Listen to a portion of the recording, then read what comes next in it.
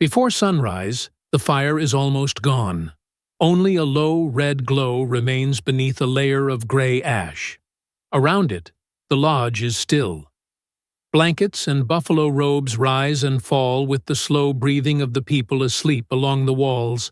A kettle stands near the coals.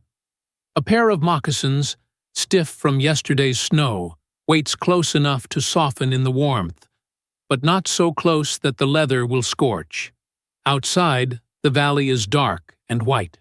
Snow has covered the tracks that led to the stream. The horses are only shapes among the cottonwoods, and the mountains beyond them have disappeared into the night. Someone wakes, reaches toward the hearth, and places one small piece of dry wood across the embers. A flame appears, then another. This quiet act is where our story begins. Tonight, we are going to follow a Rocky Mountain winter as the mountain men knew it during the fur trade years of the early 19th century.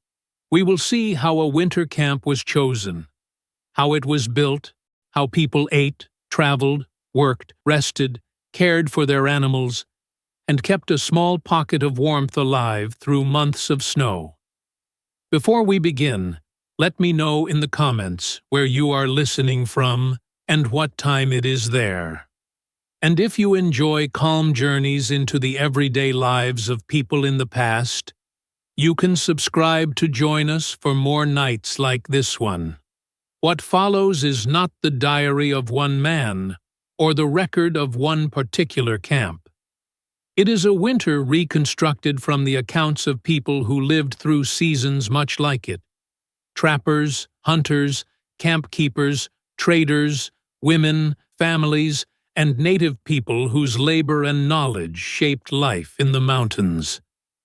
To understand how they survived the snow, we must begin before the snow arrived. In late summer, the high valleys were crowded in a way they would not be again for many months. The annual rendezvous drew people toward a chosen river bottom from distant corners of the West. Pack trains arrived with goods from St. Louis.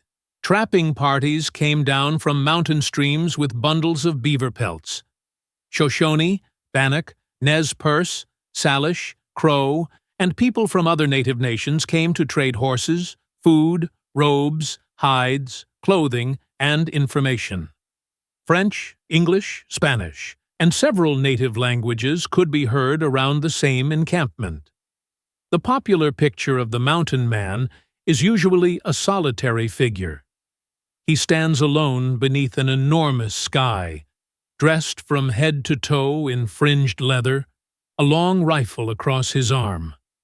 That figure existed, at least occasionally, but he does not tell the whole story. The fur trade depended on groups. Company brigades divided their work among trappers, hunters, packers, interpreters, and camp keepers. Free trappers might move in smaller parties, but they still relied on trade networks, native communities, forts, families, partners, and seasonal gatherings. Some men traveled with wives and children. Others spent winter in or near native villages. Many of the goods they carried had passed through several hands before reaching the mountains. Over the course of the Rocky Mountain fur trade, several thousand people may have participated in its wider world. At any one time, however, the roving parties numbered only a few hundred, scattered across a region so large that one camp might remain unaware of another for weeks. Even within a trapping party, not every man set traps. Camp keepers watched the horses, cooked, maintained fires, dressed beaver skins, repaired equipment, and packed the animals. Hunters supplied meat. Experienced leaders chose routes and winter ground. Interpreters negotiated trade and attempted to understand the intentions of neighboring communities. The work was divided because no one person could do it all, day after day, and still remain strong. The mountain men were also more varied than the later legend suggests. Americans from Kentucky, Missouri, Pennsylvania, New England, and the South worked beside French Canadians and Métis men. Mexican and New Mexican traders traveled into the same country. African American mountain men such as James Beckwourth became well known. Indigenous hunters, guides, traders, and family members were part of the fur trade world from beginning to end. This variety could be heard inside a winter lodge. Warren Angus Ferris once described a small winter village of 22 men, 9 women, and 20 children, in which 10 distinct dialects were spoken. French served as a common language for many of the men, while the women came from several native nations. The camp was remote from any American settlement, but it was not culturally empty or entirely alone. The annual life of these communities followed the seasons. Summer brought rendezvous and trade. Autumn brought renewed trapping and hunting. Winter narrowed movement and gathered people into protected valleys. Spring opened the streams and returned the trappers to their lines. Then, if the year went well, the parties slowly made their way toward another rendezvous. The men who remained in the mountains through winter did so for several reasons. Returning east each year was expensive and time-consuming. The best trapping country lay far beyond the settlements. Some had formed families in the west and no longer thought of St. Louis as home. Others preferred the independence of the mountain trade, even when that independence was less complete than they liked to claim. There was money to be made, although not always as much as the stories promised. A trapper could sell beaver pelts at rendezvous, but he also purchased supplies there at high prices. Blankets, ammunition, tobacco, coffee, flour, knives, kettles, and clothing might all be charged against his expected catch. A poor season could leave him owing more than he earned. Winter was therefore not a pause outside the business of trapping. It was part of the business. The animals had to survive. Tools had to be repaired. Food had to last. A man who entered spring weakened, poorly equipped, or without horses could not easily recover his losses. As the rendezvous ended, the crowded valley began to empty. Small groups moved away in different directions. The sound of hooves and voices faded along separate trails. The traders started the long return toward the Missouri. The trappers turned toward the streams where autumn beaver would soon grow heavy coats. The goods packed during those final warm days would have to remain useful long after the gathering was gone. The preparations for winter began while the grass was still green. At rendezvous, a trapping party purchased or traded for the things it expected to use during the coming year. Some items were large and obvious: blankets, traps, rifles, kettles, axes, and saddle equipment. Others seemed insignificant until they were missing: an awl for piercing leather, spare gun flints, needles, thread, a fire steel, salt, or a small twist of tobacco. A trapper's possessions were limited by what a horse or mule could carry. Every object had to justify its weight. A blanket served as bedding, clothing, padding, and shelter. A kettle provided boiled meat, soup, coffee, melted snow, and hot water for cleaning. A hatchet cut branches, shaped shelter poles, split kindling, and helped clear a sleeping place. Powder and lead were not merely hunting supplies, they represented future meals. Footwear required special attention. Moccasins were light, quiet, and well suited to moving over uneven ground, but they wore quickly. Sharp stones, frozen crust, wet snow, and long travel could open a seam or thin the sole. An experienced man did not assume that one pair would carry him through winter. Spare moccasins, leather scraps, blanket pieces, sinew, thread, and an all belonged to the same survival system. The party also inspected saddles, pack ropes, bridles, and lashings. A broken strap could scatter a load into snow. A poorly balanced pack could injure an animal. A small tear in a blanket could widen with use.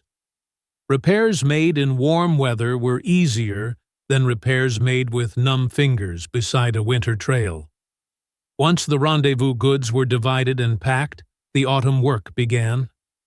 The trappers moved along streams and rivers, setting iron traps where beaver left slides, cut branches, and worn paths near the water.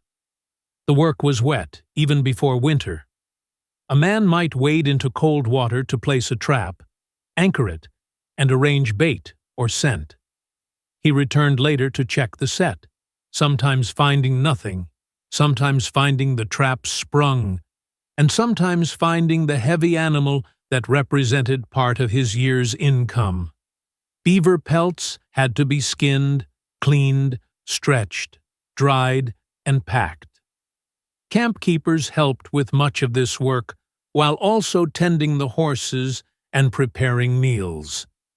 The day did not end when the traps were checked. At the same time, hunters watched the larger herds. Autumn was the season to create a reserve. Buffalo, elk, deer, antelope, and mountain sheep could provide fresh meat, but winter demanded more than a successful hunt on the day hunger arrived. Meat had to be dried, frozen, stored, and protected. In some camps, men deliberately left the trapping streams for several days to hunt buffalo before deep snow or migrating herds placed them beyond reach. The work after a kill was longer than the shot that began it. Useful cuts were separated. Meat was sliced for drying or packed back to camp. Fat and marrow were saved when possible. Hides were put to use.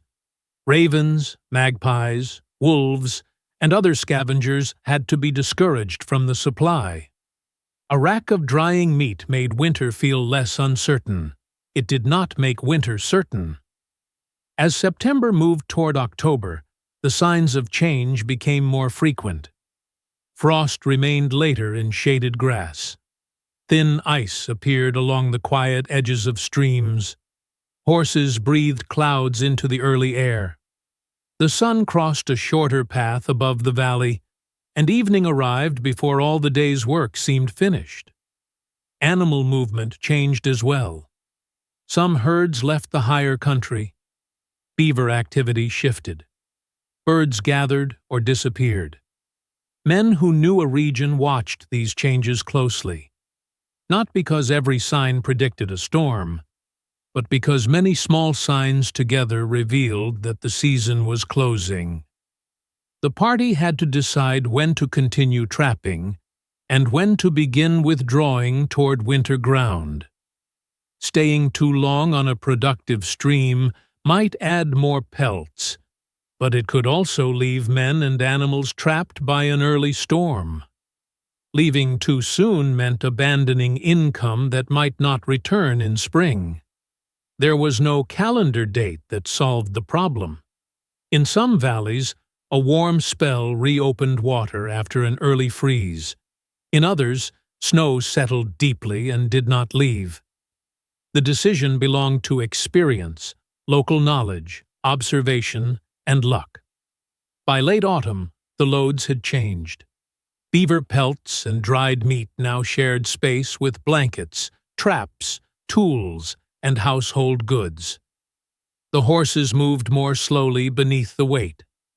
The party followed river corridors toward lower country, avoiding exposed passes when possible. On the trail, someone noticed that the north-facing slopes remained white through the afternoon. Another man found ice thick enough to support his boot near the bank. A hunter returned with word that buffalo had entered the river bottoms farther downstream. That news mattered. A winter camp required more than a pleasing grove and a flat place to sleep. It needed an entire landscape capable of supporting people and animals for months. The most important decision of the winter was not what the party carried. It was where the party stopped. From a distance, many mountain valleys appeared generous. A river curved through the bottom. Cottonwoods or aspens stood along the banks. Hills rose around open grass. Tracks crossed the mud near the water. A place like this offered shelter, fuel, game, and room for horses. But winter revealed qualities that autumn concealed. A valley open to the north could funnel wind directly through camp. A stream that seemed easy to reach might freeze beneath thick ice. A low meadow could fill with drifting snow. A grove might provide firewood, but no useful forage. Game abundant in October might move away after the first deep storm. The party therefore examined more than scenery. They looked for a reliable spring, a section of river that remained accessible, or a stream narrow enough to open with tools. They considered where snow would collect and where sunlight reached the ground. They looked for dry wood and for timber that could provide shelter poles, fuel, repairs, and, if necessary, animal feed. The horses and mules were part of every calculation. During mild weather they could graze. After snow covered the grass, they pawed through the surface where the depth allowed. In some river bottoms, the bark of sweet cottonwood offered emergency forage. Men cut branches or small trees and allowed the animals to strip them. Yet not every cottonwood was the same. During the winter of 1831 and 1832, Zenas Leonard and 20 other men settled on the Laramie Plains. The place seemed almost ideal. Game was abundant. Water and timber were available. The men could hunt buffalo and live comfortably. Their horses could not. The party had expected the animals to eat cottonwood bark after snow covered the grass.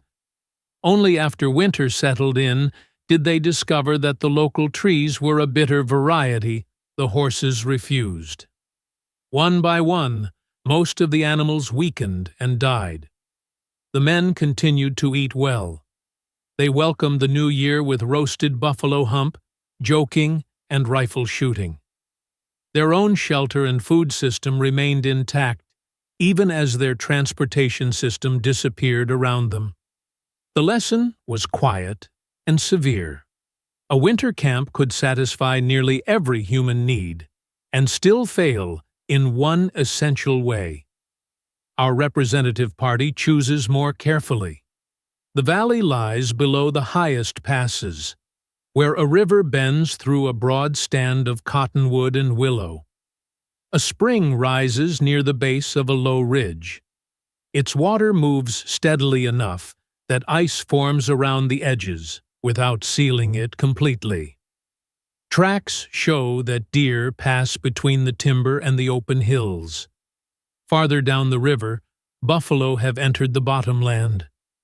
The grove is not dense enough to hide the sky, but it breaks the wind. Fallen wood lies dry beneath some of the older trees. The hillside behind the spring faces south and loses its frost by midday.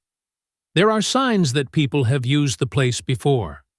An old fire ring, cut poles, a path toward the water, perhaps the weathered remains of an earlier shelter. Such evidence would not mean the land was empty or freely available.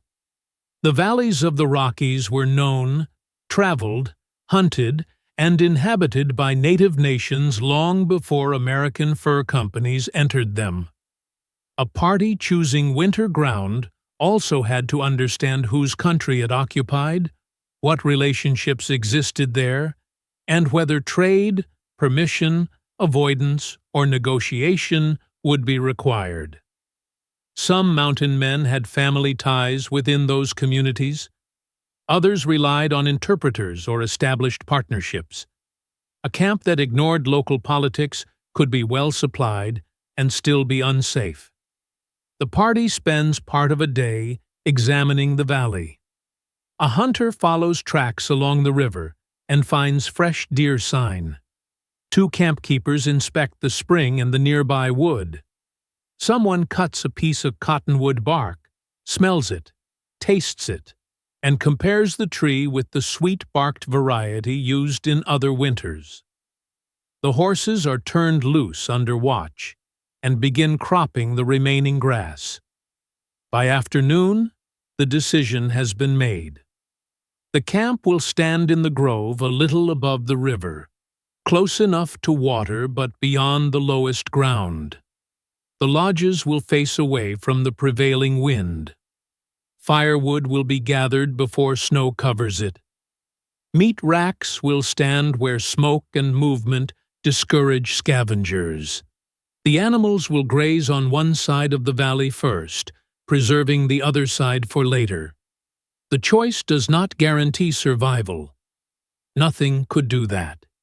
It gives the party room to begin. Loads are lowered from the pack animals. Saddles are removed and placed beneath cover. Blankets, robes, kettles, traps, bags of ammunition, tools, and food are sorted into piles. Horses roll in the dry grass after the weight leaves their backs.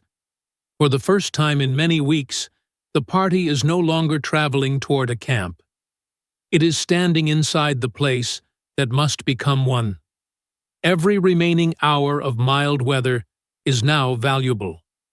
A winter shelter did not need to be large. It needed to be dry enough, tight enough, repairable, and close to the resources that kept it warm. The mountain men used several kinds of shelter. Some wintered in small log houses, particularly near established posts, or in places where they expected to remain for a long season. Others lived in skin lodges, brush shelters, hide-covered lean-tos, or structures made from poles and grass. During travel, a cave, rock overhang, or quickly built windbreak might serve for one night. Our camp uses more than one kind. Several families and partners raise skin lodges in the grove. The poles are arranged in a circle and tied near the top.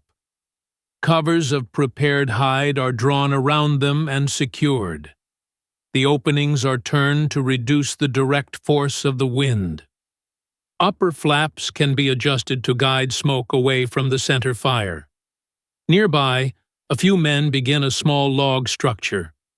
Trees are cut and trimmed. The logs are laid one above another, with clay pressed into the spaces between them. Poles form the roof, followed by grass and earth. A chimney takes shape from sticks coated in mud. Thin hide stretched across a small opening admits light while reducing the draft. This is not a large cabin with furniture, glass windows, and a stone hearth. It is a compact box designed to hold warmth. The roof is low. The sleeping places are close. Smoke, dampness, and crowded gear will remain part of life inside. The skin lodges may prove more comfortable. Ferris remembered a winter village in which 7 or 8 people could live within a lodge only about 10 feet across. The interior was organized carefully. Reeds or grass covered the bare ground. Bedding and personal possessions were arranged around the perimeter. Blankets, buffalo robes, and baggage helped reduce cold from below and from the lower edge of the lodge cover. A fire occupied the center. Each person had an accustomed place. Guns, clothing, and small tools stayed within reach. Wet things could be moved toward the warmth. The upper opening served as chimney and window, allowing smoke to escape while firelight and daylight entered from above. The small size was not entirely a disadvantage. Less air had to be warmed. Bodies, bedding, and possessions filled much of the interior. When the fire burned well and the wind remained outside, the lodge could feel secure in a way the open landscape did not. Making it secure required work before the snow deepened. Fuel was gathered from the surrounding grove. Dead branches were carried under cover. Larger pieces were stacked, where drifting snow would not bury them completely. Dry kindling was placed inside or beneath a hide. Pitch-rich pine, when available, was saved for difficult mornings and wet weather. Bedding was prepared from blankets and robes laid over reeds, grass, or evergreen branches. The layer beneath a sleeper mattered almost as much as the layer above. Cold ground drew warmth away steadily. A thick bed of dry vegetation created distance between the body and frozen soil. Food storage also became part of the architecture. Meat racks stood near enough to watch, but far enough from the sleeping lodge to reduce smell and clutter. Frozen cuts could hang in the open air. Dried meat remained under cover. Kettles and containers were placed where dogs, wolves, ravens, and camp animals could not easily reach them. Powder required particular care. Dampness could turn a gun into little more than a long wooden club. Powder horns and bags were kept away from wet clothing, dripping hides, and snow brought inside on footwear. The horses needed their own arrangement. They could not all remain immediately around the lodges, where they would consume the nearby grass too quickly and foul the ground. A watch system was established. Some animals grazed upriver, others downriver, with men or older boys checking them and bringing them closer at night when necessary. The camp's shape gradually emerged. There were paths between lodges and the spring, a place for cut-in wood, a place for saddles and packs, a place for meat, a place where hides could be worked, a place where animals were gathered. None of these paths were marked, yet everyone learned them. Snow would soon soften their outlines and then preserve them as packed trails through the white. Before the first heavy storm, the party tested the shelters. Smoke revealed where an opening needed adjustment. A cold draft along the ground showed where baggage or earth should be added. Rain or wet snow found gaps in hide and roof. A chimney smoked badly until more clay was pressed into one side, and the upper opening was widened. The repairs were small. That was the point. Winter survival rarely depended on constructing a perfect shelter at the beginning. It depended on noticing what the shelter was doing and correcting it before the problem became larger. By evening, firelight glowed through hide walls. A kettle simmered in one lodge. Someone split a branch outside the log house. Horses moved in the darkness beyond the grove. The valley had begun to feel inhabited. By darkness, the new walls held the glow of several fires. Their warmth would now depend on the daily work of keeping those fires alive. Once the shelters were standing, nearly every part of camp life began to circle the fire. It was tempting to think of fire as a possession. A man carried flint and steel, struck a spark, and created warmth whenever it was needed. The reality was less convenient. Fire depended on dry material, prepared hands, and time. Flint and steel produced a small spark, not a ready flame. The spark had to land in tinder fine and dry enough to hold it. That first glow had to be sheltered from wind and fed with fibers, bark, grass, or charred cloth. Thin kindling followed. Only then could a larger piece of fuel be added. A person with cold fingers could fail at any of these stages. For this reason, experienced travelers protected the means of fire carefully. A fire steel stayed where it could be reached. Dry tinder might be carried inside clothing or wrapped against moisture.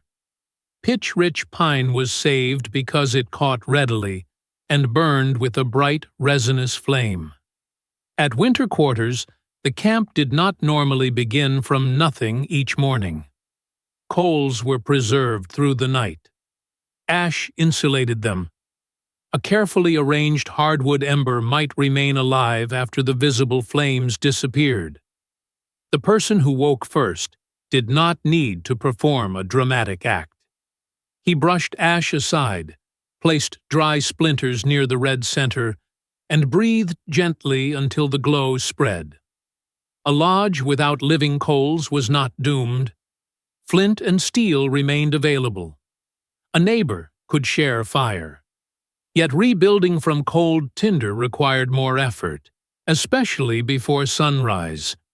The camp's fuel supply therefore became a form of stored time. Wood gathered during a mild afternoon saved labor in a storm. Dry pieces kept beneath cover shortened the coldest part of the morning.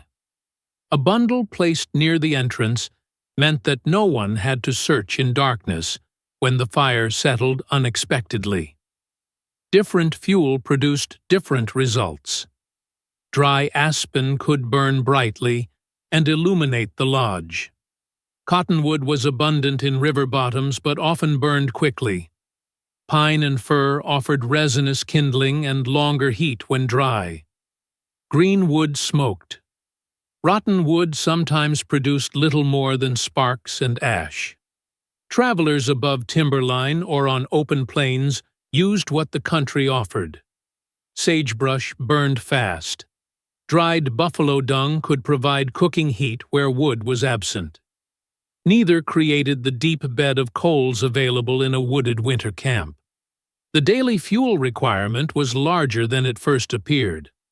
Fire warmed the lodge, cooked meat, heated water, dried clothing, softened frozen footwear, produced light, and made outdoor sleep possible during hunting journeys. Each use consumed the same supply. Melting snow was particularly expensive. A kettle could be heaped with snow and still produce only a little water after it settled. More snow had to be added. The process required fuel and attention. This was why an open spring or accessible stream mattered so much when winter ground was chosen. The path to water became one of the camp's most used trails. At first, people walked down to the spring over bare ground. Later, footprints packed the snow into a narrow lane. Ice grew around the edges, polished by spilled water and repeated steps. Someone cut brush for a handhold on the steepest part. Water was carried in kettles, wooden vessels, or containers made from hide. A trip that seemed simple could become awkward when the path iced over. A fall wasted water and soaked clothing. Inside, the kettle stood in a familiar position. Too close to the center, it interrupted everyone moving around the fire. Too far away, it never boiled. Its handle became hot. Its bottom blackened. Steam condensed beneath the lodge cover and sometimes returned as a fine cold mist near the walls. The same kettle might contain water in the morning, meat at midday, and coffee on a special evening. It was scrubbed, filled, emptied, and placed again by the coals. Smoke required equal attention. A central lodge fire had no stone chimney. Smoke rose toward the opening between the upper flaps. When the wind came from the expected direction, the draft pulled smoke upward. When it changed, the interior could fill quickly. People learned the warning signs. The flame leaned, smoke flattened beneath the roof. Eyes began to sting. Someone adjusted a flap or shifted a cover pole. There was no perfectly smoke-free lodge. Clothing, hair, blankets, and hides absorbed the smell. The odor of wood smoke became part of the camp and followed people wherever they carried their possessions. Sparks created another danger. A dry hide cover, blanket, or piece of clothing could be damaged by a coal. Bedding too close to the hearth had to be watched. Children learned where not to step. Wet moccasins were placed near warmth with care. The fire also shaped social order. The warmest places were not unlimited. A sick person, a returning hunter, a child, or an older member of the camp might be given a better position. People shifted as tasks required. The cook needed access to the kettle. Someone repairing equipment needed light. Small negotiations occurred without discussion. A person leaned back to allow another to pass. A robe was moved. A bowl crossed the fire. Wood was added from the pile near the entrance. When visitors entered, they joined this circle. News, trade, food, and stories all moved around the same flame. The fire was therefore more than a survival tool. It was the physical center of the camp's shared life. At night, when conversation ended, the circle remained. The people lay around it. Their boots and moccasins dried near it. The kettle cooled beside it. The next morning waited inside its coals.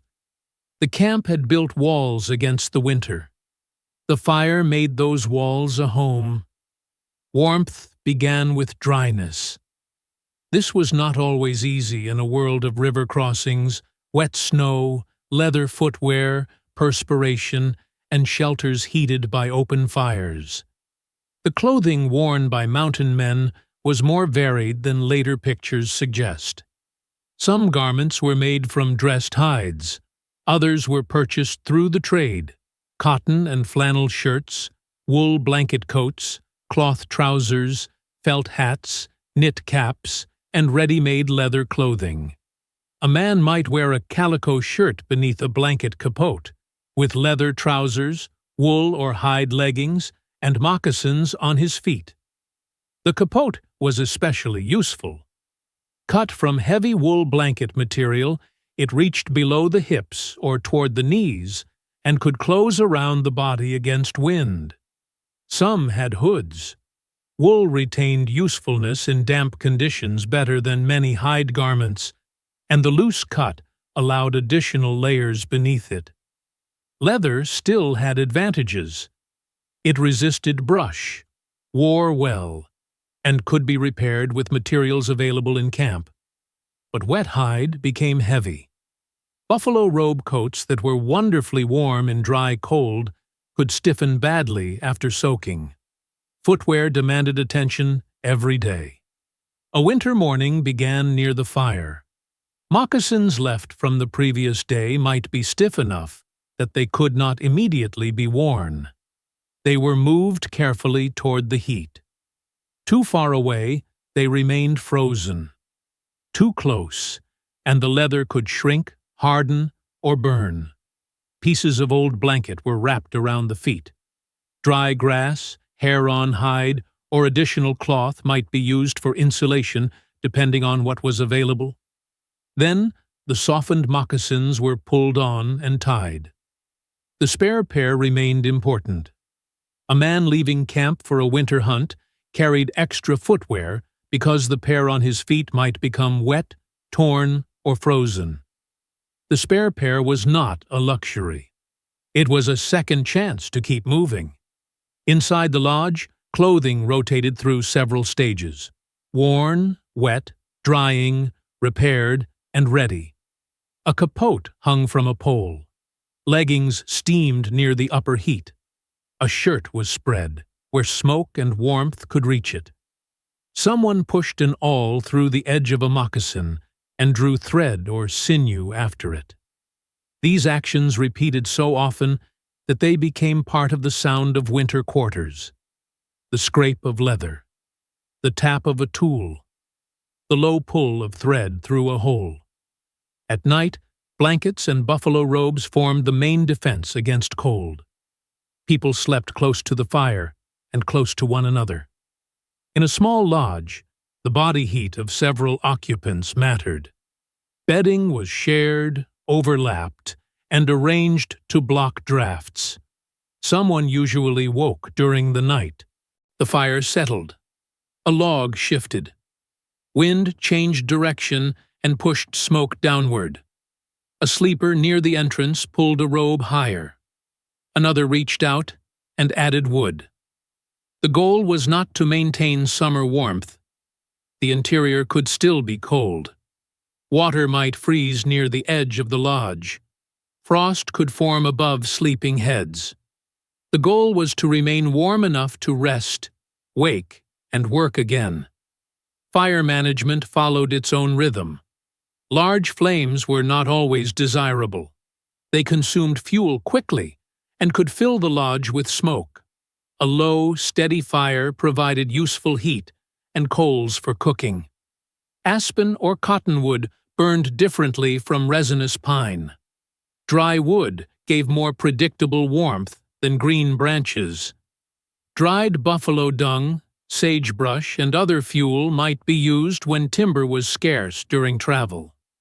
The upper smoke flaps had to be adjusted as wind shifted. Too wide an opening released heat. Too narrow an opening trapped smoke. Snow collecting near the top could change the draft. A person assigned to the fire learned to watch it, without appearing to watch. He noticed when the coals thinned, when one side burned faster, when a kettle needed to be moved, and when damp wood began smoking instead of burning. Light came from the same place. Dry aspen produced a bright flame. A pitchy splinter could serve as a temporary torch. Candles and lamps were possible but not always available. Much of the winter evening gathered around the central glow because there was little reason to sit elsewhere. Outside, the cold changed ordinary objects. Metal stuck painfully to wet skin. A gun barrel chilled the hand. Leather straps became less flexible. Snow entered seams and melted against warm clothing, only to freeze again when movement stopped. Breath gathered as frost in hair and around scarves. The people who managed winter best were not those who pretended not to feel these things. They were those who responded early. A wet sock or blanket scrap was changed. A loose seam was closed. A capote was brushed free of snow before entering. Firewood was brought inside before the storm. Bedding was lifted and dried when dampness appeared beneath it. The same principle guided nearly every part of the camp. Do the small work while it is still small. Warm clothing and shelter preserved the heat a body already possessed. The body still had to be fed. The first weeks in winter quarters could feel abundant. Meat hung frozen near the lodges. Dried strips were packed beneath cover. Hunters returned from nearby hills with deer or elk. Buffalo remained in the broader valley, their dark shapes moving across snow and dry grass. A full meat rack created comfort. It also created work. Fresh meat had to be divided and protected. Large cuts froze solid in cold weather and could be stored outside, but they still attracted scavengers. Ravens watched from trees. Magpies descended whenever the camp became quiet. Wolves approached after dark and tested the edges of the settlement. People used whatever deterrence they could devise. Meat was raised on scaffolds. Dogs were kept nearby. Cloth fluttered from poles. Stones, noise, smoke, and human scent might discourage animals for a time. Nothing discouraged hunger forever. The daily meal was usually simple. Meat could be roasted near the fire or boiled in a kettle. Boiling made tough cuts easier to eat and produced warm broth. A kettle of venison might remain close to the coals while people worked. Pieces were removed as needed. Fat, when available, was eaten with leaner meat. Ferris described meals of boiled venison accompanied by buffalo shoulder fat. The combination mattered because winter animals were not equally nourishing. Hunters preferred fat cows, rich marrow, tongues, humps, and other fatty portions. Extremely lean meat filled the stomach, but left the meal less satisfying. On better days, the diet expanded. Flour could be mixed with water and cooked into cakes. Small pieces of meat might be minced, wrapped in dough, and fried in marrow. Coffee appeared when supplies lasted. Sugar and salt made ordinary food feel rare and civilized. A little dried fruit, beans, or pork might survive from trade goods, though none should be assumed in every camp. Special days justified special meals. At Christmas or New Year, a camp might bring out foods held in reserve. Buffalo tongues, dried meat, venison, cakes, coffee, sugar, and perhaps a small amount of alcohol transformed the familiar lodge. The ingredients were not extravagant by Eastern standards. In the mountains, their combination marked a feast. The celebration did not need to be loud. A kettle passed between people. Someone turned cakes near the fire. A child waited for a sweetened portion. Stories moved through several languages. Outside, horses shifted under the trees. The meal mattered because most winter days were not celebrations. A hunter left camp with no certainty of returning with food. Snow altered the distance between people and animals. A herd visible across the valley might be separated by a river, steep bluff, or crust that would not support a horse. Deer moved into timber. Buffalo could leave an entire drainage after being repeatedly chased. Patience protected the supply. Osborne Russell later criticized men who galloped after buffalo while the herds were still close to camp. A quiet hunter might have killed selected animals over time and preserved enough fat meat for the season. A noisy pursuit scattered the herd into country that deep snow later made inaccessible. The mistake was not cowardice or weakness, it was impatience. Winter punished waste. A missed shot cost powder and lead. A wounded animal that escaped represented effort without food. Meat left unguarded fed wolves. Fat discarded in autumn could not be recovered in February. A party that consumed flour, coffee, and sugar too freely in the first month might spend the last month without them. The food system therefore had rules, whether spoken or understood. The camp tried to use the most perishable food while it was fresh, and protect the dried stores for later. Useful fat was saved. Nearby game was disturbed as little as possible, because keeping the hunters strong mattered only if the valley could continue feeding them. Food was shared widely enough to preserve the camp, but someone always had to know what remained. This did not mean every meal was carefully measured by a leader. Camps varied. Some were generous, disorganized, or wasteful. Others divided food by lodge, family, partnership, or contribution. People argued. Hunters sometimes resented those who remained near the fire. Camp keepers could resent men who returned hungry and expected food immediately. Still, the physical facts remained. A camp consumed meat every day. The rack that looked crowded in November looked ordinary in December. The frozen cuts grew smaller. Dried meat became more important. A hunter began traveling farther from the spring. Then the quality of the game changed. Animals surviving deep winter often carried less fat. Ferris described buffalo so poor that almost no visible fat could be found.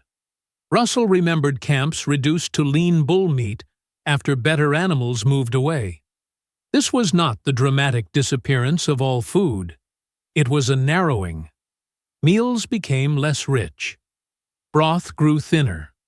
Marrow bones were opened carefully. A tongue or fatty piece might be divided among more people. The remaining coffee was saved for a particularly cold morning or for someone returning exhausted from travel. Hunger in such a camp could arrive gradually. It appeared first as a tension. People noticed when the kettle was opened.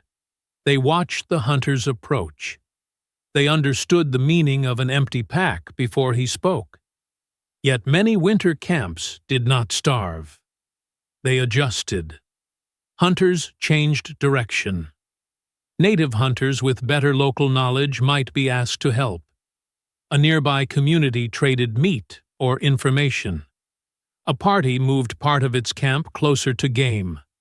Stored food carried people through a poor week until the weather changed. The winter diet was not a heroic menu of hardship.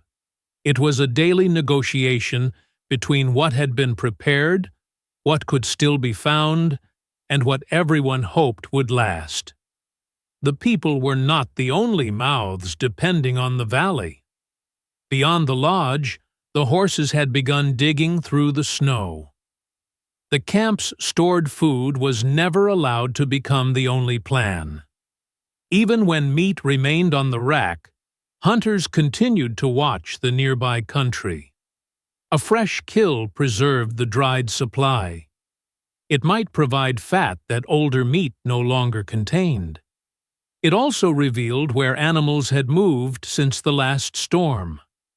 One winter morning, a hunter prepared to leave before the valley was fully light.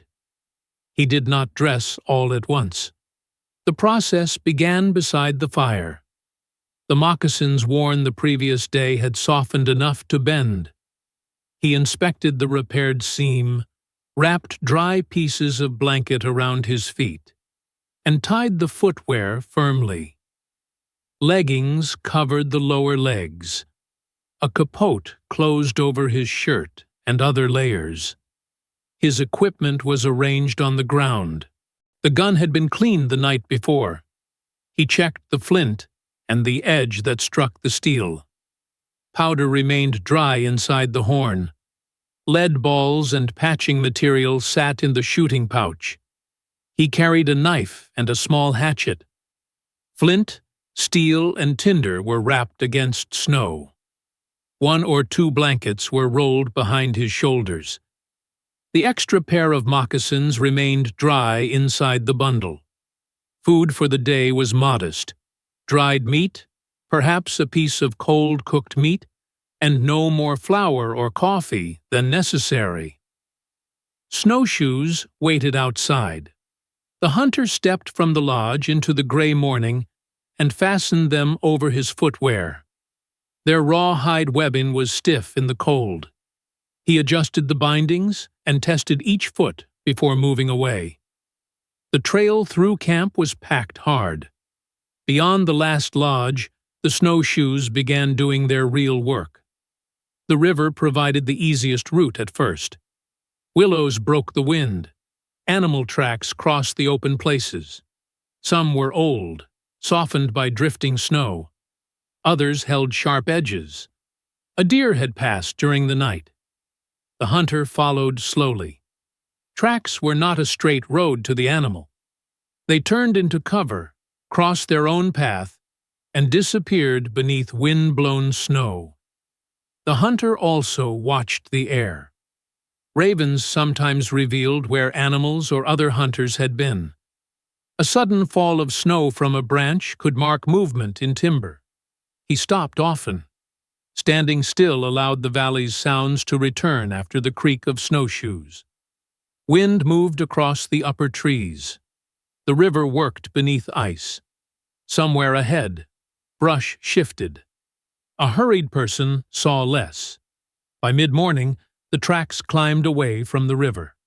Snow deepened beneath the trees where wind had not packed it. The snowshoes sank several inches at every step. The hunter shortened his pace. At the top of a low rise, he found fresh feeding sign. Twigs had been cut cleanly. Snow was disturbed beneath brush. Dark pellets lay on the surface. He moved downwind and waited. The animal appeared gradually. First an ear, then the line of a back between branches.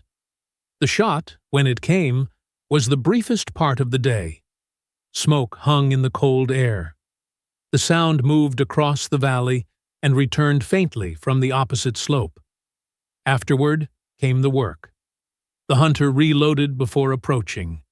A second animal, or an unexpected threat, could still be near.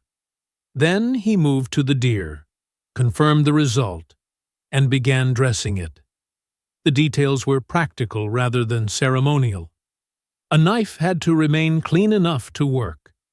Useful meat was separated. Portions that could be carried were wrapped in hide or placed in a pack. The remainder was cached where scavengers would not immediately reach it. The load altered the return journey. Snowshoes that had felt awkward in the morning now supported the hunter and his burden. The straps pulled across his shoulders. He paused more often. Clouds lowered during the afternoon. The original trail began filling with fine snow. At the river, he found that the return to camp would take longer than expected. He could continue into darkness, or he could prepare for a night outside. The decision depended on distance, weather, fatigue, and the condition of his clothing. Continuing while exhausted might save several hours, or it might lead him onto weak ice or away from the route.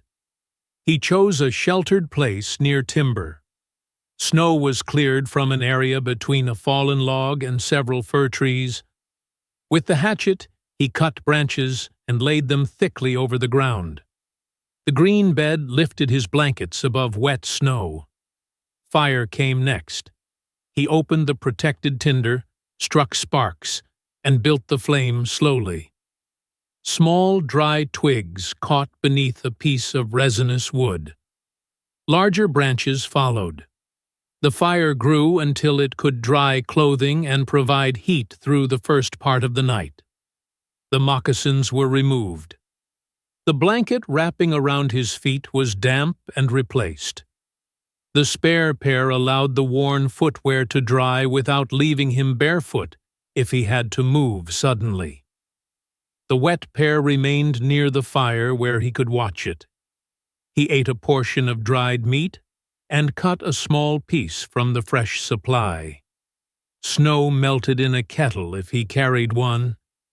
Without it, he relied on water obtained before leaving the river or on a less convenient improvisation.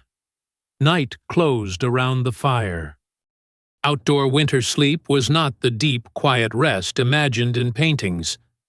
The hunter woke when the fire declined. He turned as the side away from the flames cooled. Snow fell from branches. Wind moved sparks toward the dark. Still, the arrangement worked. The fir branches reduced cold from below. Blankets held heat. The fire remained large enough to rebuild. Dry footwear waited for morning. Before dawn, the hunter added the last prepared branches. The sky lightened slowly. He put on the dry moccasins, tied the damp pair to the outside of his pack, and began the return. At winter quarters, someone had already walked to the edge of the grove. The hunter appeared along the river before noon. His pack was heavy. He was tired, smoky, hungry, and safe. The meat was carried to the rack. The story of the hunt required only a few minutes to tell. The work it produced continued through the afternoon. In autumn, the horses and mules carried the winter camp into the valley. They brought traps, hides, blankets, kettles, tools, weapons, food, lodge covers, trade goods, and personal possessions. Some carried children. Some carried the results of years spent in the mountains. Once the loads were removed, the animals appeared to enter a season of rest. At first, there was grass. They grazed along the river and on open slopes where frost disappeared in the afternoon. Camp keepers watched them from a distance and brought strays back toward the grove. At night, some animals were tied or hobbled. Others remained loose under guard. The arrangement had to change as snow deepened. Horses pawed through shallow snow to reach grass. Crusted snow made this harder. Deep drifts made it impossible. Buffalo also entered the river bottoms and consumed forage. A valley capable of feeding animals in November might offer little by January. Sweet cottonwood bark became important in some regions. Men cut branches or small trees and allowed horses and mules to strip the bark. The work could become part of the daily schedule. Someone walked into the grove with an axe, while another watched the animals. Fresh branches fell onto trampled snow. The horses gathered before the sound of chopping stopped. The bark was not a perfect replacement for grass, and not every species of cottonwood was palatable. Leonard's winter on the Laramie Plains remained a warning whenever experienced men discussed winter ground. Our camp has chosen better forage, but even good resources can be exhausted. The nearest trees are used first. Later, camp keepers walk farther. Branches that once fell beside the lodges must be dragged across snow. The horses begin chewing fence poles, packs, or leather if hunger grows severe. Their bodies reveal the season earlier than the people's do. Ribs become easier to see. Coats grow rough. Animals stand with their backs to the wind and conserve movement. A horse that once pushed eagerly toward grain or grass lowers its head slowly toward cottonwood bark. The party watches this change because spring depends on those animals. Without horses, traps cannot be moved easily. Heavy meat cannot be packed from a distant kill. Pelts, blankets, and lodge equipment must be abandoned or carried by people. A party may survive winter and still emerge unable to resume its work. Guarding the animals also protected against other losses. Horses wandered. Wolves tested weakened stock. A leg could be injured in crusted snow or hidden timber. In some places, horse theft was a persistent threat among rival groups, trading partners, or enemies. The camp's relationships with nearby native communities shaped the level of danger, but no single pattern applied across the West. The night guard listened for changes. A grazing herd produced a steady set of sounds. Hooves pressing snow, breath, the tearing of bark, an occasional snort. Silence could mean the animals had moved farther away. Sudden movement could mean wind, a predator, or a loose horse following the river. The guard carried a blanket or capote and remained near a small fire when conditions allowed. He walked among the animals to stay warm. By morning, his first concern was not conversation or breakfast. It was counting. 1 horse near the edge. 2 mules beyond the willow. The gray mare under the cottonwood. A pack animal missing. Tracks led downstream. Several men followed before breakfast, because an animal lost now might remain lost until spring, or be found by someone else first. The horse was recovered in the next bend, where it had pushed through brush toward exposed grass. The incident was ordinary enough to leave no journal entry, yet an entire winter was made from such ordinary recoveries. The animals also shaped human movement. When snow was deep, hunters sometimes left horses behind and traveled on snowshoes. When a successful hunt occurred far from camp, the party had to decide whether an animal could reach the carcass, whether the meat could be dragged, or whether several trips were required. Late in winter, a horse might carry less than it had in autumn. Packs were divided. Marches shortened. A saddle sore or strained leg could delay a whole party. Inside the lodge, people spoke about spring as though it were a destination. Outside, the condition of the horses measured how quickly they would reach it. For now, the camp remained in place. Shelter was sound. Meat remained. Firewood could still be found. The animals were thin, but alive. The long middle of winter had begun, the portion that produced fewer dramatic stories, because so much of it was repetition. A winter day often began before there was enough light to see across the lodge. Someone stirred the coals. Someone else listened to the wind. The person nearest the entrance reached for stiff footwear and moved it closer to the returning flame. The first tasks were familiar. Water came from the spring if the path remained open. When ice narrowed the flow, it was broken away. If travel or weather made liquid water inaccessible, snow could be melted in kettles, though this consumed fuel and produced less water than its apparent volume promised. The horses were checked. Wood was carried. Meat was cut for the kettle. Smoke flaps were adjusted. Only then did the day begin to separate into different kinds of work. Some men hunted. Others remained in camp. Camp keepers cooked, watched animals, repaired equipment, dressed beaver skins, and maintained the fire. Women prepared hides, sewed clothing and footwear, processed food, collected fuel, cared for children, traded, and organized the moving household of the lodge. A person looking only for dramatic adventure might have mistaken much of this for inactivity. Inside one lodge, a man cleaned his gun. He removed damp residue, inspected the flint, wiped the metal, and made sure the touch hole remained clear. Beside him, someone repaired a leather strap.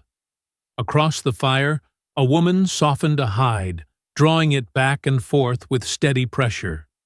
A child slept beneath a robe while conversation moved around him. The same objects passed through people's hands repeatedly. Moccasins were mended, dried, worn, and mended again. A saddle girth was shortened as an animal lost weight. A knife was sharpened. A blanket received a patch. Trap chains were examined for weakness. A powder horn was checked for dampness. Maintenance was one of winter's main industries. Outside, fuel collection took more time as the nearest deadwood disappeared. Snow covered fallen branches. Men learned where wind had kept ground open beneath trees and where dry pieces could still be found under a log. The work was not constant. There were hours of waiting. A storm could make hunting unwise. A warm spell could soften snow until snowshoes sank deeply.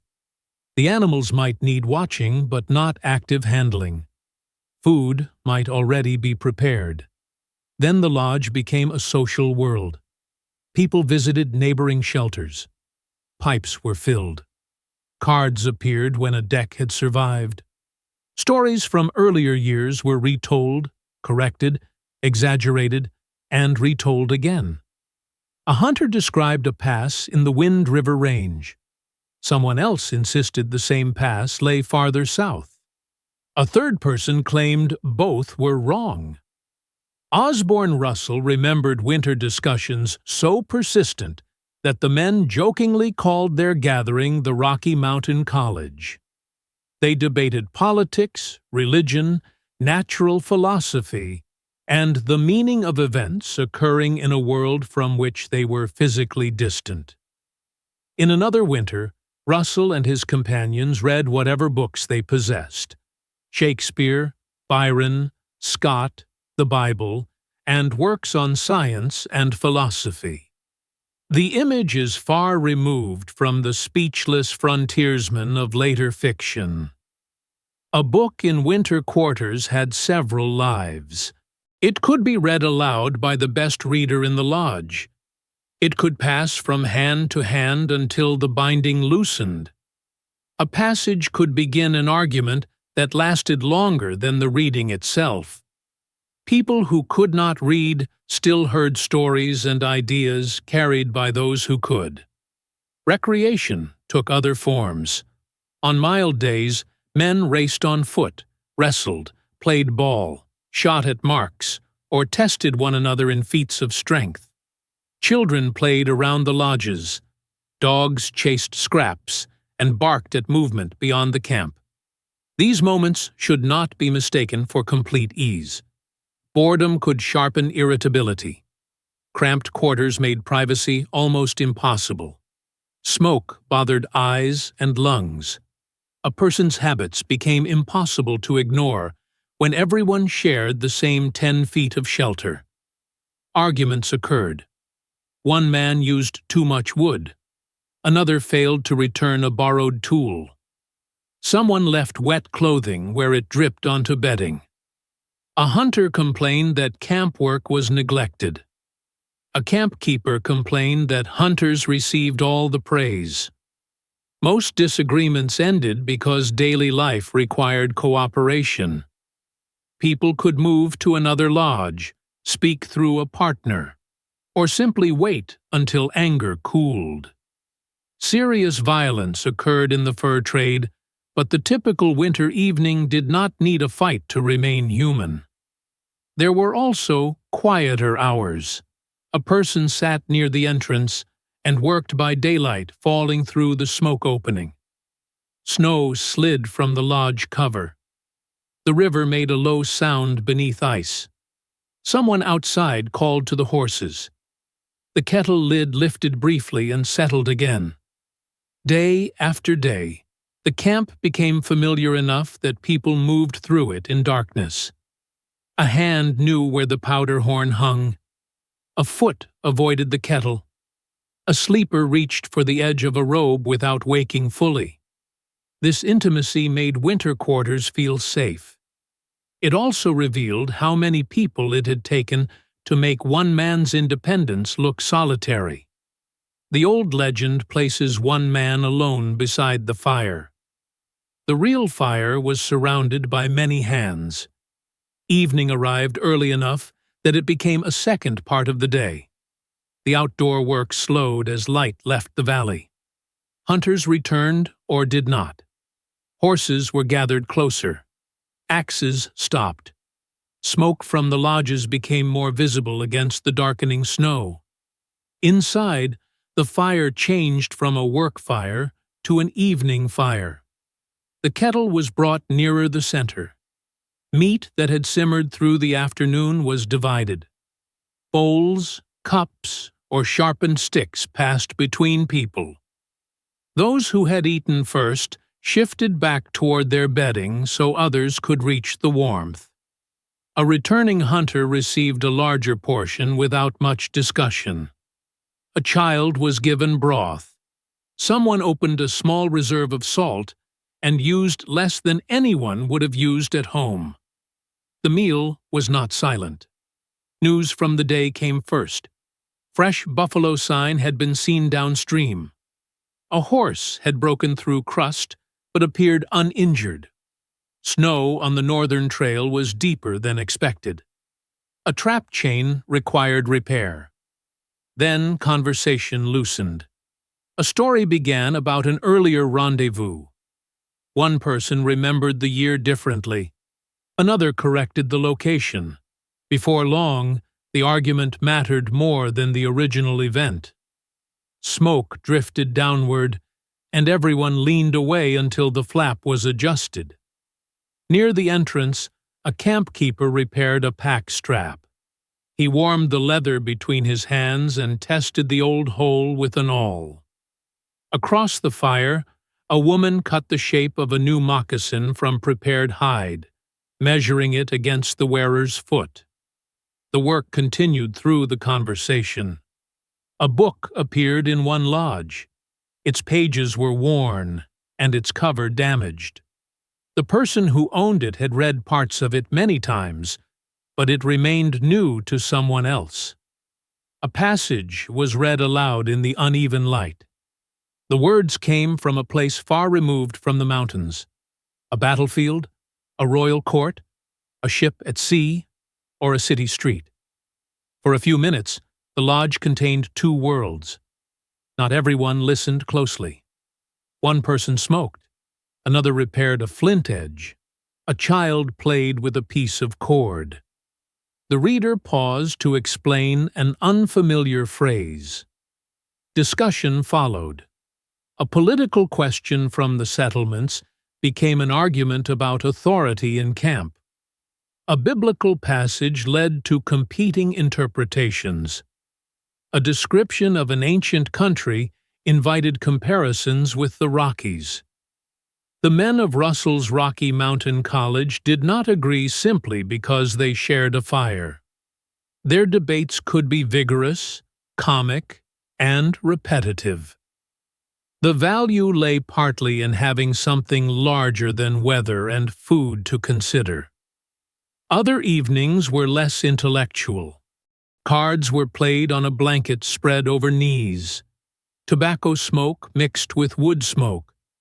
Someone sang a fragment of a French song. A story traveled through translation and lost its ending. Practical jokes survived winter because people required laughter. A man discovered that his hat had been moved. Someone imitated the camp leader's manner of giving orders.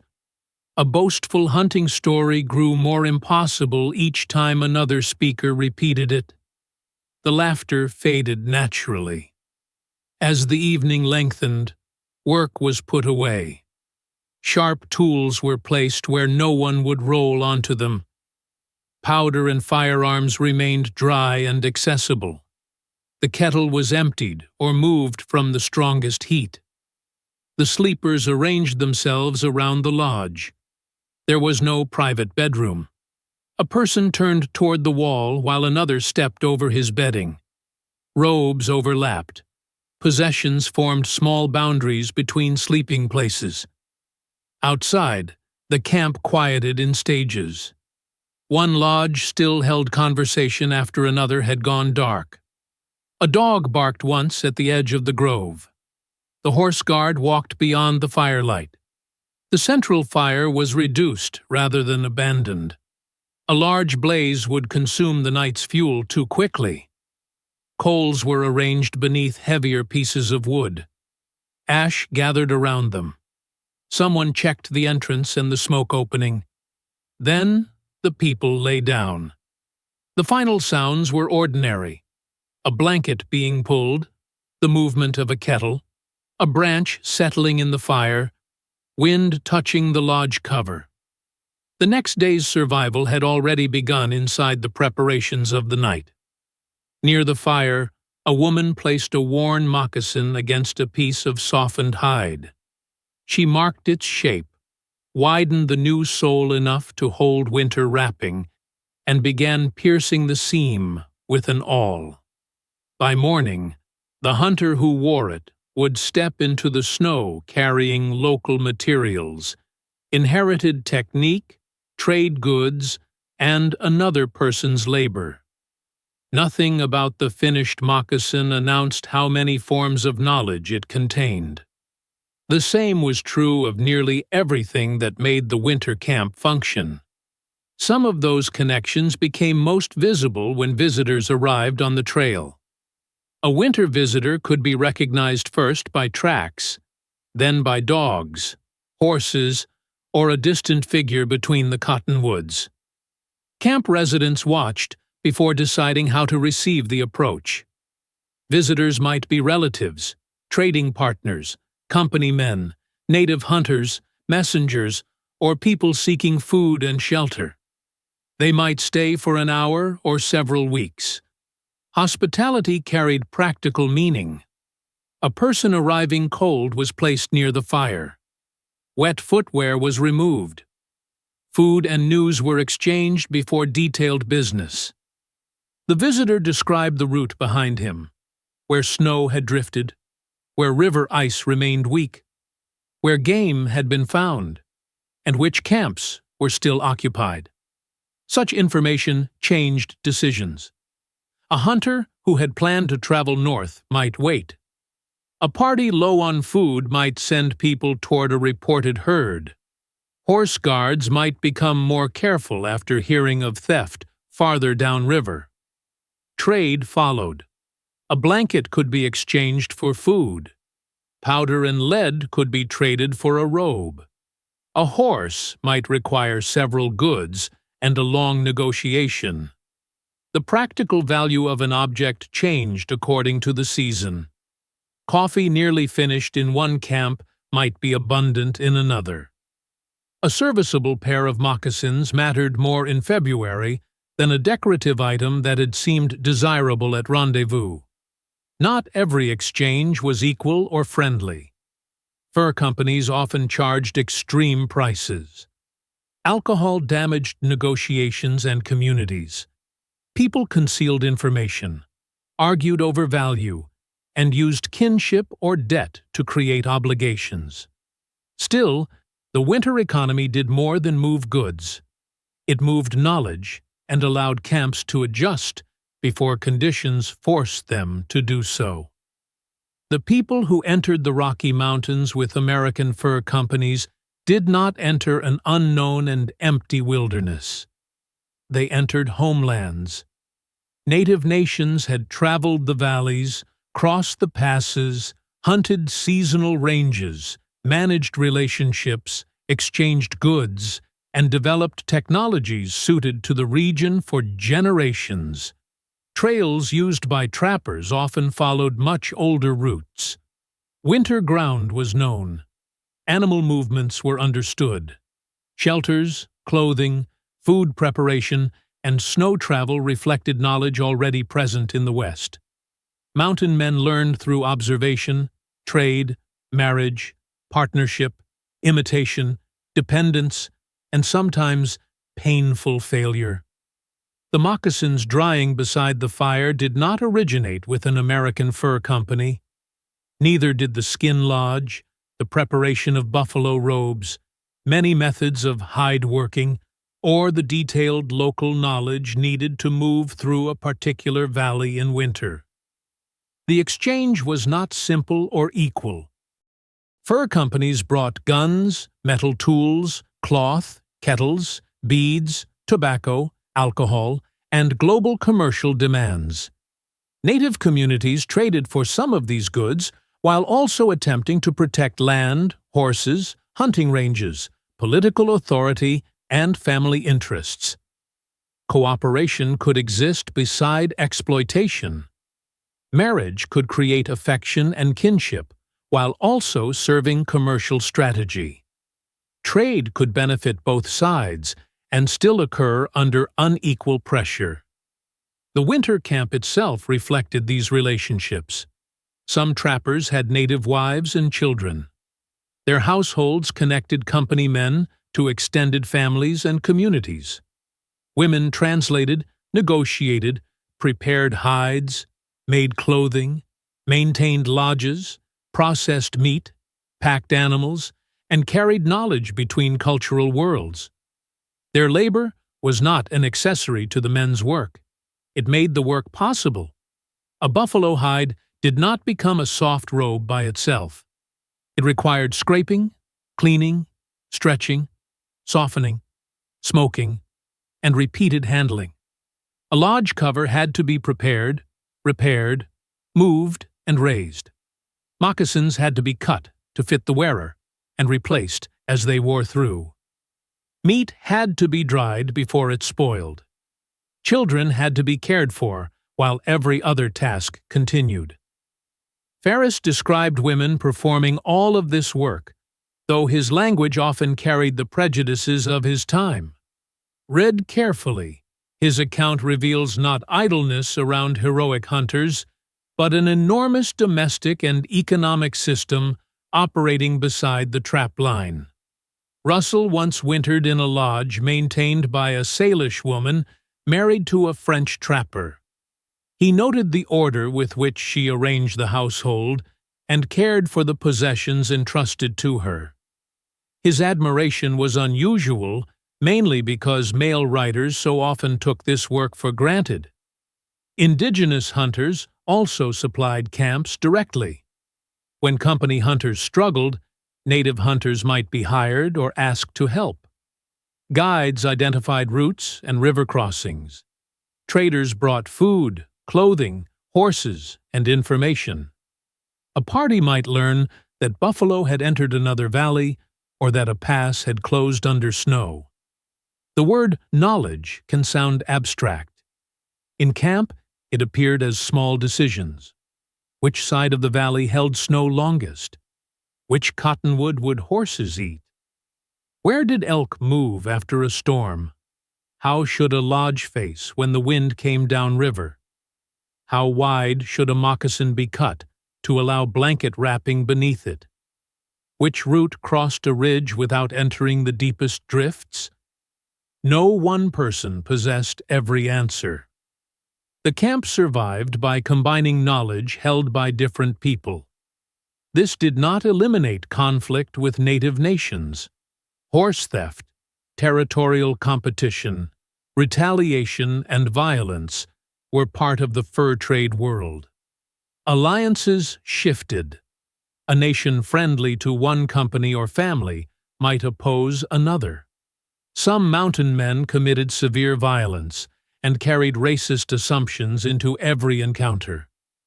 The script of the later West simplified these relationships into a repeated battle between lone trappers and unnamed hostile tribes.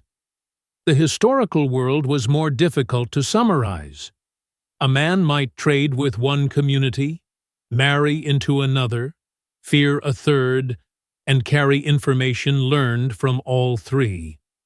The same winter camp could depend on native-made clothing while remaining anxious about horses being taken. Family ties could reduce danger in one place and create obligations in another. Our representative camp exists within this network. A small group of native visitors arrives along the river. They do not appear suddenly from an empty landscape. Their tracks have been visible for hours. People in the camp recognize some of them. News is exchanged before goods. They report that buffalo have moved farther toward the lower river. They have seen snow deep in the next valley and open ground beyond a southern ridge. A horse is offered for trade. Dried meat, cloth, powder, robes, and tools are examined. Conversation passes through more than one language. A woman clarifies a term. An older hunter draws part of the route in the snow with a stick. Someone laughs when a place is misunderstood. By evening, the visitors have moved on or settled in a nearby lodge. The camp now knows more about the country beyond its immediate hills. That information may become more valuable than any object exchanged. Community did not make winter easy. It gave people more ways to respond when winter changed. And winter was beginning to change again. After the turn of the year, winter often became less dramatic and more demanding. The first storms had already tested the shelters. The novelty of winter quarters was gone. Holidays had passed. Supplies were no longer newly counted. They were visibly reduced. The camp entered the weeks in which people did much of the same work with slightly less strength and slightly fewer choices. Morning light arrived late in the valley. The surrounding ridges delayed sunrise. A pale glow appeared above them before direct light touched the lodges. Frost remained inside shaded shelters. The spring path was slippery from repeated use. People noticed time through tasks rather than calendars. How many bundles of dried meat remained? How far did campkeepers now walk for wood? How often did hunters return without game? How many trees near the animal ground had been stripped? The days were not uniformly miserable. A clear afternoon could be beautiful and almost mild in sunlight. Snow reflected blue shadow beneath the cottonwoods. Smoke rose straight above the camp. Children and dogs moved through the packed paths. Yet clear weather brought its own difficulties. Sunlight reflected from snow could inflame the eyes. Travelers narrowed their gaze beneath hat brims or improvised protection. After prolonged exposure, the world could become painfully bright and indistinct. Cold also found old weaknesses. A poorly healed injury ached. Smoke irritated a persistent cough. A person who had slept badly for several nights became impatient. Minor digestive illness could weaken someone who still had to walk for water and fuel.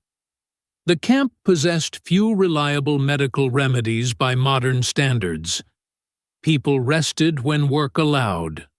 Warm broth, dry bedding, and shelter were important treatments. Herbs or preparations might be used according to the knowledge of the household or nearby native communities. Alcohol sometimes served as comfort rather than cure. Most small illnesses passed, some did not. The script need not turn toward the worst outcomes to acknowledge uncertainty. A fever in winter quarters worried everyone because the camp could not summon a doctor or replace the person's labor easily. Companions adjusted tasks. Someone else guarded horses. A hunter remained closer to camp. Cleanliness also required effort. Water used for washing had to be carried and heated. Clothing could not be washed and dried casually in deep winter. Smoke, grease, hides, animals, and crowded bedding produced strong odors that inhabitants quickly stopped noticing. People washed faces and hands when possible, cleaned utensils, shook bedding, and aired clothing during favorable weather. Lice and other pests could still spread in close quarters. Personal comfort was maintained, not assumed. The emotional strain of winter appeared in quieter forms. Some people talked more. Others withdrew into sleep. A man reread the same page because no other book remained. Stories that had been amusing in November became familiar by February. Outside news was scarce. A visitor brought more than trade. He brought movement from beyond the valley. Reports of another camp, changing game, conflict, a death, a marriage, a new company plan, or rumors from the settlements. Every story traveled through several speakers and changed slightly. The camp also remembered people who were absent. A partner trapping elsewhere. Family in St. Louis. A child living with relatives. A man who had left before winter and had not been seen again. These thoughts did not dominate every day. Work returned attention to the immediate world. The fire needed wood. The kettle needed water. A horse had wandered. A seam had opened. This repetition could feel restrictive, but it also protected the mind. A person did not have to solve the entire winter. He had to carry the next bundle of wood. She had to finish the next seam. They had to prepare the next meal. The future remained divided into manageable pieces. During the deepest weeks, the camp occasionally received a false promise of spring. Warm wind entered the valley. Snow fell from trees. Water gathered along the lodge paths. People loosened coats and looked toward the passes. Then night froze everything solid. The morning path became polished ice. Snow crust supported a person for several steps, and then broke beneath the next. Wet leather stiffened. The brief thaw had changed the surface without ending winter. Experienced people did not mistake one warm day for release. They watched longer patterns, the angle of light, the movement of animals, the behavior of river ice, and the condition of snow on south-facing slopes. Until those signs agreed, winter remained. The camp continued its routines, and because the routines continued, so did the camp. By the deepest part of the season, the valley looked smaller. Snow covered the open ground and softened the edges of the river. Paths between the lodges had sunk into narrow trenches made by repeated footsteps. The nearest firewood was gone.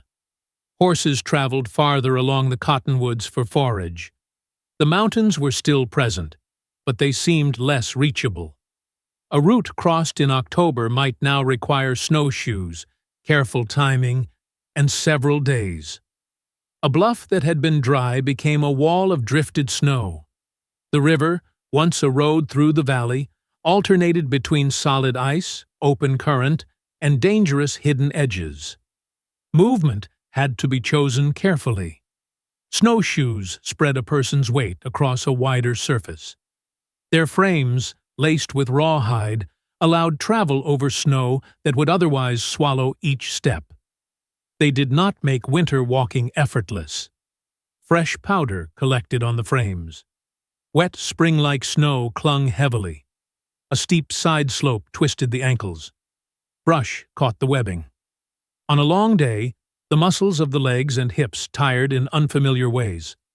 A hunter leaving camp carried only what mattered: his gun, powder and lead, flint and steel, a hatchet, blankets, extra moccasins, a little food, perhaps a kettle if the journey was expected to last. Every added object increased the burden, but every omitted object created a possible absence later. Before leaving, he checked the gun near the fire. Damp powder could ruin a hunt. A flint worn smooth might fail to spark. The extra moccasins were wrapped and kept dry inside the pack. The day began along the river. Tracks crossed the snow beneath willows. Deer, rabbit, fox, perhaps the wide marks of elk. Ravens moving in one direction might reveal a carcass or a distant kill. Wind erased older tracks and sharpened new ones. The hunter moved slowly enough to listen. Winter hunting rewarded attention more than speed. A snapped branch, the dark line of an ear, a place where snow had fallen from brush. Each might reveal an animal before the animal noticed him. A missed shot carried several costs. Powder and lead were lost. Nearby animals fled. The hunter had to clean and reload cold metal. A wounded animal might travel beyond reach. A successful shot began another kind of labor. The animal had to be reached, dressed, and divided. Meat had to be carried, packed, or dragged. If the kill lay too far from camp, the hunter built a temporary cache and marked the place. He might return with others, or with a horse if the route allowed. Some journeys extended into night. Then the traveler returned to a routine already learned. Find cover from the wind, clear enough snow for a dry bed, cut fir branches, build a fire, and turn damp clothing toward the heat. It was not comfortable sleep, only rest sufficient to continue. Water could become unexpectedly difficult. A person might stand beside a frozen river and still be unable to drink. Thick ice resisted the hatchet. Eating snow cooled the body and did little to satisfy thirst. Melting snow required time and fuel, and a kettle filled with light snow produced only a small amount of water. Ferris once improvised by placing snow and heated stones inside a cleaned deer's stomach until he produced nearly a gallon of water. The method was unusual, but the problem was ordinary. Water surrounded the traveler in a form he could not immediately use. Winter now made familiar equipment unreliable. A gun that worked in dry cold could fail after dampness reached the powder. River ice that looked firm could weaken near moving current or along its edges. Snow softened until snowshoes sank. Reflected sunlight caused painful snow blindness. Feet chilled after moisture entered footwear, and a horse could break through crust hard enough to injure a leg. None of these events needed to be fatal to alter a journey. A hunter who traveled 10 miles outward might require 2 days to return.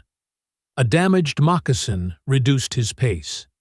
A failed gun transformed fresh tracks from opportunity into warning. A night without sleep weakened the next day's judgment. Back at winter quarters, people watched for his return. The kettle remained near the fire. Someone walked to the edge of the grove and studied the packed trail. The horses were counted again. Another hunter considered leaving at first light. Then a figure appeared along the river, moving slowly on snowshoes. There was no dramatic cheer. A dog barked. Someone stepped outside. The returning man lowered his pack and sat near the entrance, while snow was brushed from his clothing. Warmth, broth, and dry footwear did the rest. By late winter, the camp's safety rested on countless objects and habits that appeared almost trivial. A dry fire steel, a patched blanket, a known spring, an extra pair of moccasins, a horse kept alive, a companion watching the trail. The system had been built for pressure. Soon, several parts of it would be tested at once. No journal preserves every moment of the night we are about to imagine. But the same small difficulties return throughout the surviving accounts: changing wind, drifting snow, damp leather, frightened animals, failing fuel, smoke, fatigue, and the need to leave shelter when the fire was hardest to abandon. So we will imagine a night, much like many winter nights remembered by people in the mountains. The afternoon begins quietly. Snow has fallen since morning, light at first, and then steady. The mountains disappear behind it. Hunters return early because tracks vanish almost as soon as they are made. Horses are brought closer to the grove. The camp prepares without ceremony. More wood is carried inside the shelter of the trees. Meat is cut before darkness. A kettle is filled. Lodge ropes and covers are checked. Blankets are moved away from places where meltwater might enter. By evening, wind has begun moving down the valley. It strikes the cottonwoods first, producing a sound like distant water.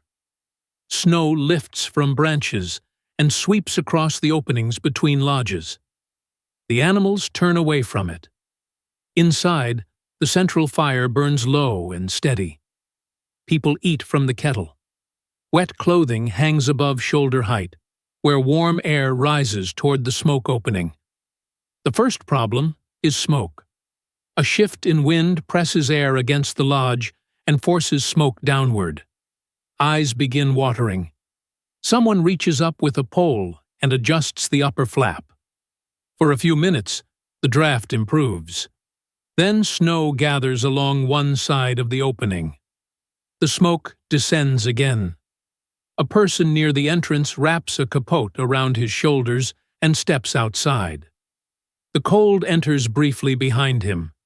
He clears the snow and adjusts the cover from the exterior, while another person watches the fire. The second problem is fuel. The day's stack looks smaller than expected. Some pieces brought in during the afternoon are damp beneath their outer bark. They smoke without producing much heat. The protected kindling remains dry. Thin pieces are added first. A pitchy splinter catches. Then a larger piece begins burning. The camp has not run out of wood, but the reserve beyond the lodge now lies under new snow. Before midnight, more will be needed. The third problem comes from the horses. A sharp sound reaches the lodge between gusts. It is not loud, but several people recognize it. Hooves moving quickly over packed ground. The entrance opens again. Outside, visibility is short. Snow strikes the face.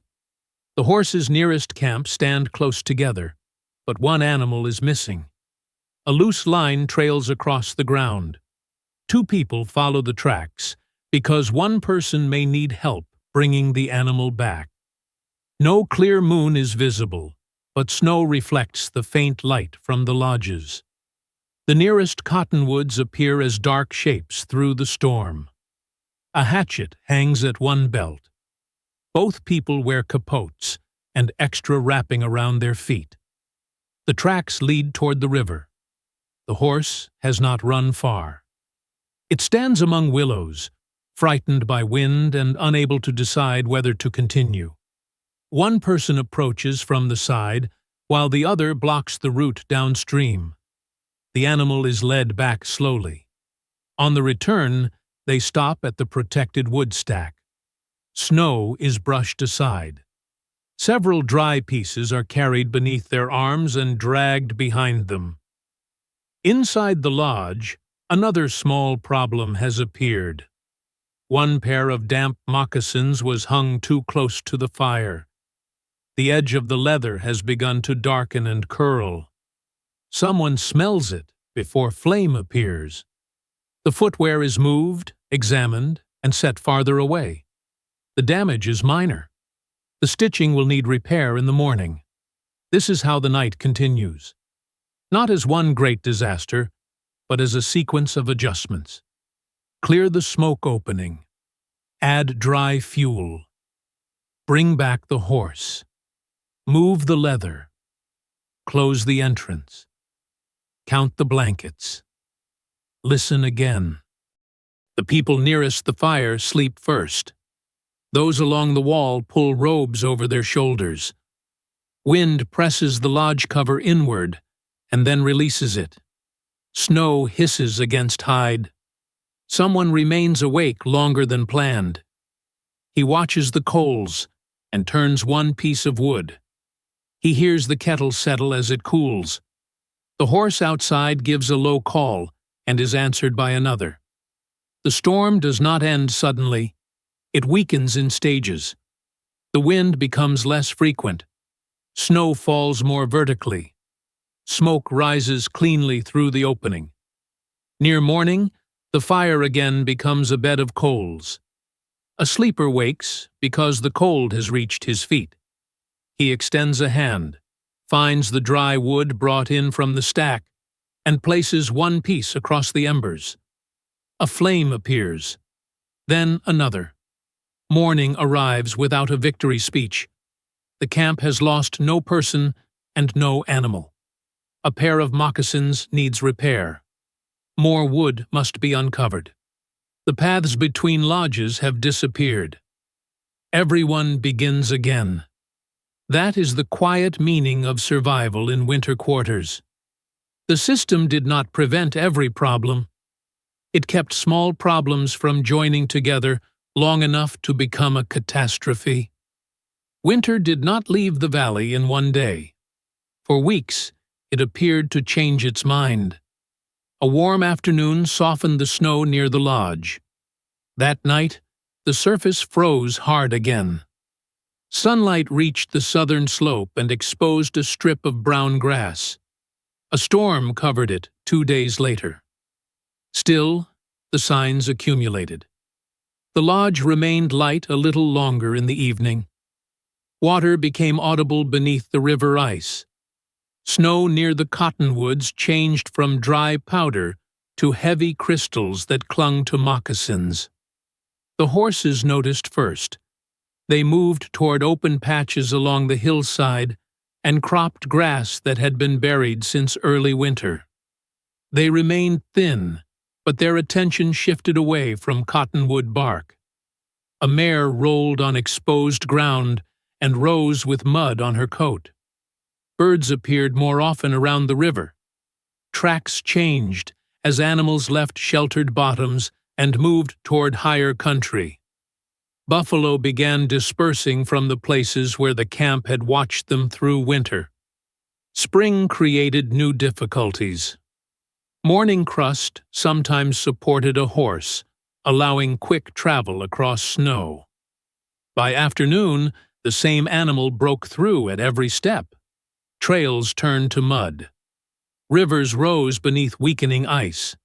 Equipment that had remained dry in deep cold now faced constant dampness. The camp began preparing anyway.